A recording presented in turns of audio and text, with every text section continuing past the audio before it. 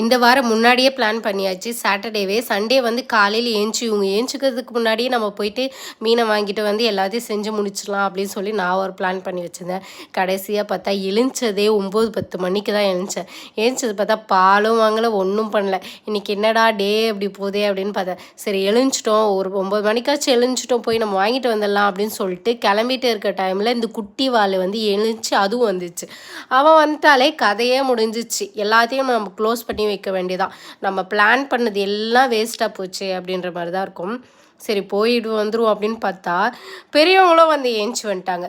எல்லாரும் ஏஞ்சிட்டிங்களே, நான் எப்படி தான் போகிறது அப்படின்னு யோசிச்சுட்டு உட்காந்துருந்தேன். கடைசியாக வாங்க ஃபேமிலியோடு போவோம் அப்படின்னு சொல்லி போயிட்டு மீனெல்லாம் வாங்கலை, மட்டன் மட்டும் வாங்கிட்டு பிரியாணி பண்ணிவிட்டு அதுக்கப்புறமா வந்து அதை வச்சு கொஞ்சமாக குழம்பு பண்ணி முடிச்சாச்சு. நம்ம டெய்லியும் இந்த வெங்காயம் வெட்டுறோம், நம்ம கண்ணிலேருந்து தண்ணி வருது. யாருமே கண்ணாடி போட்டு விடல. அப்பாவுக்கு மட்டும் கண்ணிலேருந்து தண்ணி வருதுன்னு பையன் வந்து கண்ணாடிலாம் போட்டு விட்டார்.